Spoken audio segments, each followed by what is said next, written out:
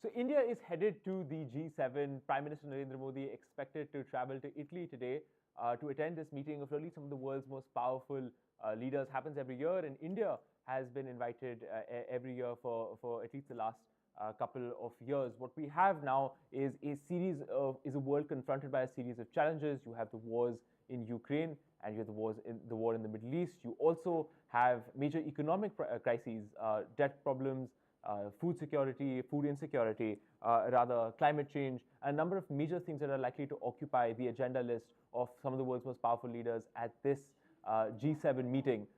Joining me is Dr. Amrita Narlikar, who is an honorary fellow at Darwin College at the University of Cambridge, who's going to walk us through some of what India is expected to be doing at the G7, what the major priorities are for this grouping of major world leaders. Dr. Narlikar, welcome to India Today Global.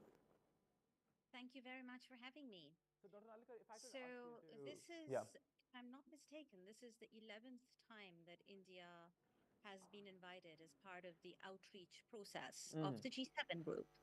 And this is a testimony to how much India matters, that right, it's invited to this group of the major economies. And of course, the G7, as you know, started out as primarily an economic oriented forum. But increasingly, it has had no other choice but to turn to other issues besides economic ones, including strategic issues, security issues, and so on and so forth. Um, the agenda, as we see it right now, is big and diverse for the G7 that's happening now, right? And so they're going to be talking about the wars in Ukraine and Gaza.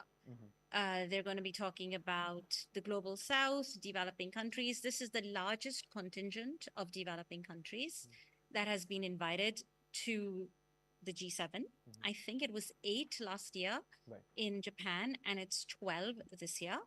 And there's going to be a focus on the Indo-Pacific. Plus, they're going to be talking about AI, artificial intelligence, energy, Africa, illegal immigration, migration issues. And I expect there will be quite a lot of discussion also on the recent tariffs, right. right? And Chinese industrial overcapacity. Absolutely, right. So, let me just ask you about the strategic problems. You talked about, of course, with regard to Russia and Ukraine. You also had the conflicts in the Middle East. What do you expect the G7 to be able to do with conflicts like this? Is it to, we've seen some moves towards a peace deal in the Middle East. Does the G7 intend to push those forward in terms of give them a better chance of success? And how does India hope to play a better role at the G7 in terms of pushing these things forward? Do you think India has an interest in that? Sure. So it's a tough call, right? The types of problems that the world is faced with right now are these are not simple problems, and actually with that really wide agenda that we have before us for the G7, I'll be interested to see how they even agree on which parts of that agenda they will prioritize. Right. Now, the great thing is that they do have India there and some other countries also from the developing world. So my hope is that the G7 will not turn out to be a bubble, right? Because a lot of these conversations amongst developed countries, and you sometimes see this in the context of the EU, you see this sometimes in Geneva, right, where it's a group of technocrats getting together and speaking and agreeing with each other and not really caring about the whole wide world outside. Right. Now, this is not just a group of technocrats, it's world leaders, it's politicians, that's a good thing. Right. And there is presence from the global south and India. Right. Now, one of the things that if I may, Shashank, point out, it seems to me, isn't it a little bit of an anomaly that we have, the G7 world economy, the biggest world economies, and India, the fifth largest economy, is still in the outreach group, right? It's Right. not a part of the G7. So it still looks very much like a Western group. And they are inviting the global south as, into the outreach. But is the G7 also going to become a little bit more inclusive and include a country like India at the high table? Right. Do you think that there's a significant likelihood that something like that will happen? You know, we've had so many conversations over the last couple of years about multilateralism. The External Affairs Minister, Dr. S. Jaishankar, has said a lot about how, you know, multilateralism and multilateral institutions were designed really in the post-1945 era, the G7, of course, in the post-economic crisis era of the 1970s. Do you see a strong will or a desire among countries who are part of this very exclusive club of countries to actually change how these institutions are governed, to bring in more countries, to become more diverse, or is it really just a talking point? So the problem has been, I mean, yeah, we have a whole lot of anomaly institutions now, beginning with the UN Security Council and the P5, right? On the one hand. On the other hand, we've also seen the problems that the World Trade Organization encountered, which is a lot of countries with diverse voices which were not able to agree on anything of significance for many, many years, right? And that was one of the problems with the Doha deadlocks. Caught between these two problems, we find many multilateral organizations in a limbo state. So, what should be happening is we need to get international organizations, multilateral organizations that are fit for purpose again. And for them to be fit for purpose, the need for reform is clear, right? Now, that doesn't necessarily mean that they all become the UN General Assembly, which has a place in its own right. It's important, right? But not every organization needs to be the UN General Assembly. On the other hand, to me, the G7 does look like an anomaly because India, you know, the fifth largest economy and only growing stronger, is still in the outreach group. So is there desire for this? I would argue perhaps it's not. I would argue perhaps there is momentum building because there is concern about the rise of China. There are some very serious geoeconomic problems that the world must address, to say nothing of climate change and biodiversity and the wars at hand. And the West also needs allies. India, as a leader from the global South and as a major economy, a powerhouse, could be that ally. And so I think there is interest growing. And in the next couple of years, I very much hope to see major reform happening of international organizations, perhaps also of the G7. I understand. And if I may ask, you know, a lot of these, you talked about, you know, how China is going to be a major focus at this edition of the G7. And, you know, of course, there's this interesting dichotomy here, right, which is that you need China to work on major issues like debt for developing countries, since China is a major lender to these countries. You also have climate change. You can't have a sustainable solution to climate change without the Chinese, but at the same time, you have just these major economic problems, these major disagreements over technology, these major disagreements over security with the Chinese. Do you, in your opinion, you know, Jake Sullivan of the United States often likes to talk about competition without catastrophe. Do you think that, how do you think these countries are going to be able to, the G7 in particular, are going to be able to say that, look, we have major disagreements with China, they're a threat, but also so many of these challenges that we have, whether it's climate change or really debt relief for the developing world, we can't do without the Chinese. How do you think they're managing that tension?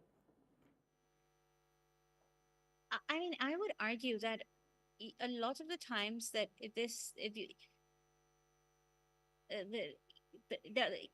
not enough action is being taken in dealing with some of the problematic aspects of China's rise under the pretext that we need China, for example, to combat climate change. And you're absolutely right. We do need China to combat climate change and a whole host of other problems. But I think it's really about defining some red lines. What could those red lines look like, right? For example, if, you know, do we really want to have our 5G technology being supplied by China? And there was a big discussion on this in Germany, you know, over Huawei, for example, right? And if the problem is that the West and also democracies in the global South seem to be caught between this to and fro of we need China on the one hand, and yet there are major problems. And I don't actually see this as, I think this is a problem that can be dealt with. Yeah, nobody should be freezing out China. We need to be continuing conversations with China. China is a part, it's a P5 member, for heaven's sake. It's a part of many international organizations. right? But we do need to think about realigning supply chains, for instance, right? Especially on strategically important sectors. Now, and this also includes pharmaceuticals, right? Everybody's talking about semiconductors, but we should be thinking about other areas, including pharmaceuticals. And there, we need to be thinking about we need deeper trade deals with countries that share values, democratic values. And that would be the G7 countries and India and other democracies also from the global south, right? And having said that, of course, we cooperate with China on a whole host of other issues, including some of those that you mentioned, Shashank. Let me ask just a couple more questions. First of all, when we talk about the Israel-Hamas war, what's been happening in the Middle East, India has been taking, you study Indian foreign policy very closely, India has taken a very balanced position on this issue and has, of course, always stressed that it calls for dialogue and diplomacy, as it does also with the Russia and Ukraine war. Do you think it's going to use the G7 as this sort of platform with the safety of all these other countries around to actually step out a little more and behind closed doors lobby for particular solutions to these conflicts? It likes to, of course, we've heard a lot of chatter about India being a sort of mediator. We know that in particular situations, they do play India does play a backroom role in making sure that countries are talking to each other. Do you think a platform like the G7 is something that India can use to push a lot of its solutions? Or do you think that really India is, at least in matters like Ukraine and the crisis in the Middle East, really more of a marginal player? Not that it's meant insultingly. I would argue that rather than India pushing for its own solutions, that's a great question, by the way, Shashank, right? But instead of India pushing for its own solutions, I would really see this as an amazing opportunity for the G7 countries, but for the world at large, that India is there at a forum like the G7, where a whole lot of bilateral conversations will also be happening, where India then advance a more balanced position that it has, right? In a world where polarization is very high. I mean, I was in Europe at the time of the outbreak of the war on Ukraine, right? And since then, too, it's an extremely polarized debate. And so we do need a few voices like India's that are not, that are not sort of making dramatic public statements on I'm on this side and I'm on the other side, but really saying, look, we need a balanced solution. We need a good solution in the context of Gaza, and also the very strong line that India has taken against terrorism, Right. right? And so having India in the G7, even if it's only as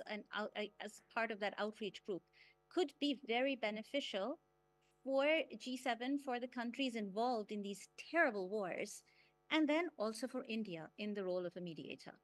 Right. And if I may ask another question on this particular issue, about how Europe's view of India has changed. You talked about India as sort of a balanced voice, but there have been times, of course, Indians have seen themselves as very balanced on this issue of Russia and Ukraine. But do you think that balance, of course, Europe might have preferred us to come out much more strongly on issues like Russia's invasion of Ukraine? Do you think that, when we talk about this idea of India as a balancing power, do you think that when it comes to issues like Ukraine and when it comes to having India at the big table discussing some of these issues, do you think that that has in some ways sometimes caused Western countries to look at India with some level of skepticism, or do you think there's a healthy respect for India doing what it must do for its national interest?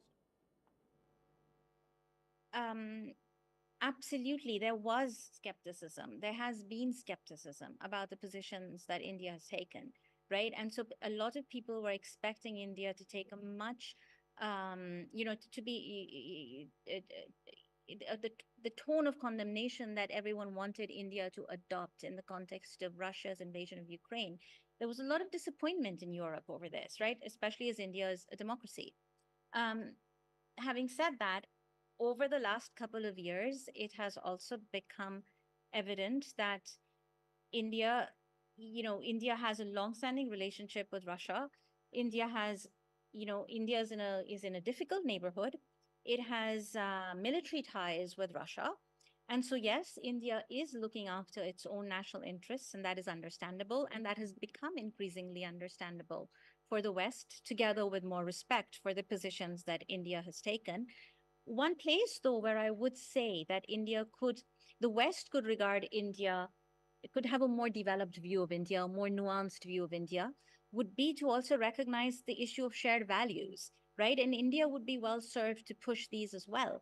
And those shared values are indeed of democracy, of liberalism, of respect for animal rights, of human rights, lifestyle for the environment, some of those ideas that India began to push for in the G20 last year as part of its presidency, but where it could go much further, right? And there, in my eyes, there is not enough talk and there is not enough recognition of how India has some values that are actually more liberal than Western values. Right. And if the West were to join forces with India, we could make a much better world together.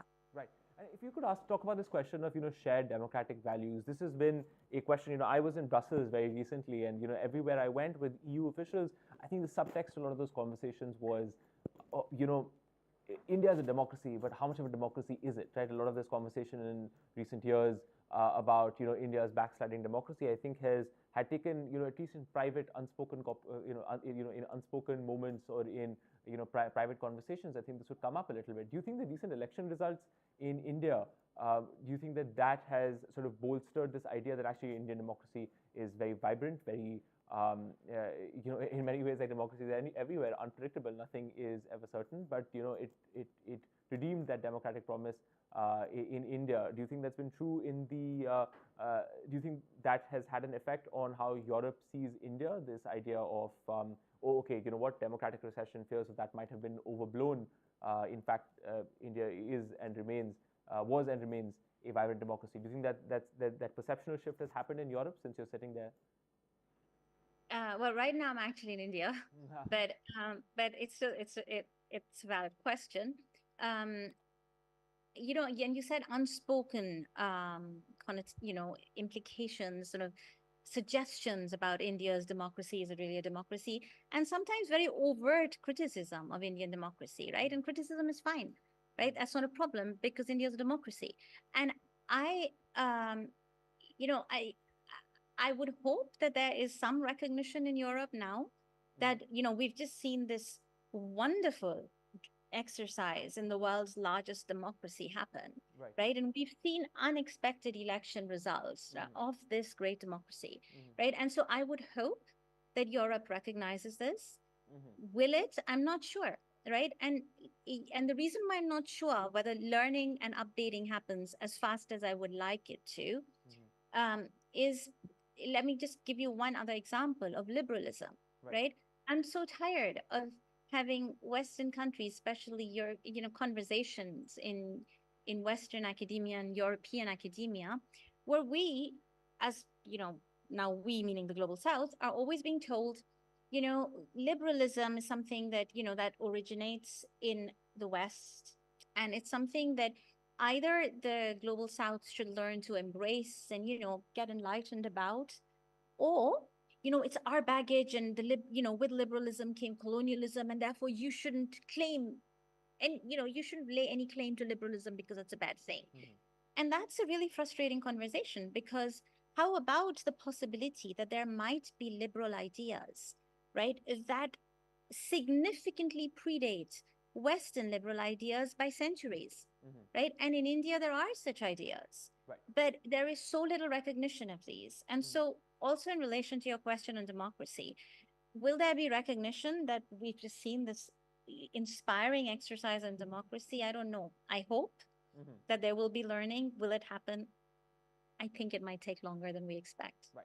My last question to you, of course, is about the fact that Canadian Prime Minister Justin Trudeau is expected to be there. There's been a lot of conversation about this head-to-head meeting between Prime Minister Modi and Prime Minister Justin Trudeau of Canada.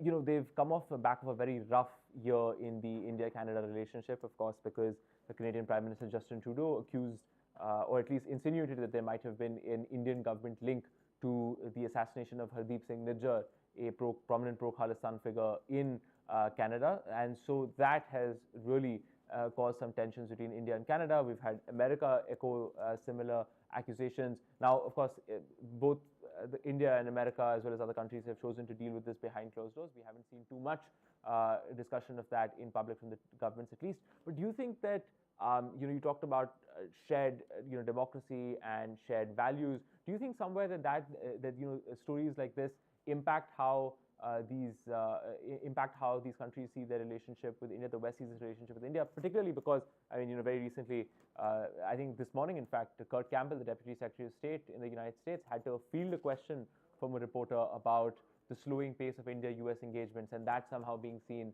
as a sign that after these allegations came out, America has chosen to take a bit of a step back from the US. At least that's some of the narrative that's going on. Can you help us make sense of it? What's going on here? Do you think that's going to impact the G7 in any way and India's participation there? I would say that the G7, I mean, one of the problems with this whole conversation and the problems that arose with Trudeau and the Indo-Canadian relationship was also the public nature of this conversation. And the G7 is a good forum for the two leaders, Trudeau and Modi, to meet together and try and figure out a good solution. I mean, India's position on this has been very clear and fairly consistent on the issue of harboring terrorist elements. And it's not only Canada specific. So the G7 offers an opportunity for the two countries to find a solution. Now, this matters a great deal, right? Because it's, there are a lot of Indian students studying in Canada. There are a lot of Indian nationals working in Canada. This matters at a people-to-people level too. So I hope that the two leaders will use this opportunity to sort out this problem while also keeping an eye on the meta level questions of shared values that the countries do share. I understand. Dr. Nallikar, thank you so much for joining us on India Today Global. Your insights have been truly fantastic, especially for someone who spends so much time in Europe, has spent time understanding these countries and what they do. Thank you so much for joining us. And viewers, that's what you got, which is that just this extremely wide-ranging view of what India can expect from its time at the G7. You have major issues being discussed, issues that India has been championing for a very long time. The priorities of the global south. There are countries that have billions and billions of dollars in debt that they simply cannot hope to repay. There needs to be a solution to that. They need to find ways to provide debt relief to these countries. That's going to be a major crisis. Climate change, something that is going to impact India extremely badly. You've seen heat waves all over India this time. If you're living in Delhi, as we are here at India Today Global, you see that that heat waves and harsher environmental conditions have massive impacts on the kind of livelihoods that you're able to live, and that's going to be a major topic of discussion at the G7 meeting, especially on the back of the COP28 summit. You have the wars in Russia, you have the war in the Middle East that will need a major solution, and of course you also have the big question of China and Russia. Right?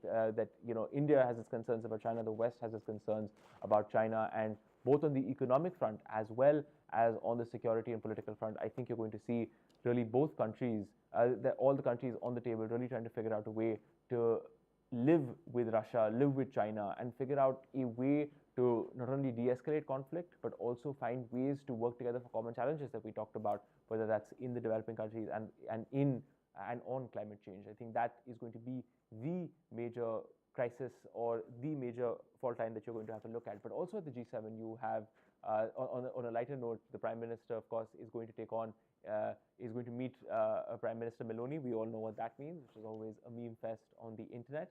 But of course, really just a fantastic rapprochement that these two have overseen in the India-Italy relationship over the last couple of years. You have, of course, we talked about this a lot, but 10 years ago, the India-Italy relationship was pretty much dead in the water. You had the Augusta-Westland scam, for those of you who remember, alleging corruption in India's defense procurement of helicopters. You also had the Italian Marines case, where two Italian Marines were accused of killing an Indian fisherman. There was a massive controversy between India and Italy as to who would prosecute them, where they would be prosecuted, under which laws.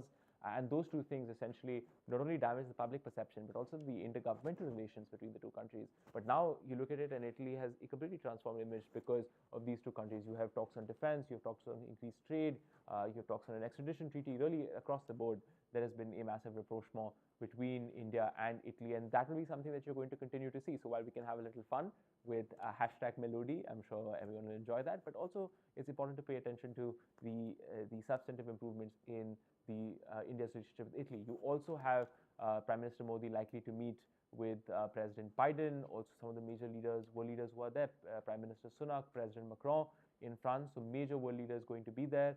And of course, the big question, will he meet Prime Minister Justin Trudeau? That was it from us. Thank you so much for watching India Today Global. We will keep you updated with all the latest updates from the G7. Thank you so much for watching.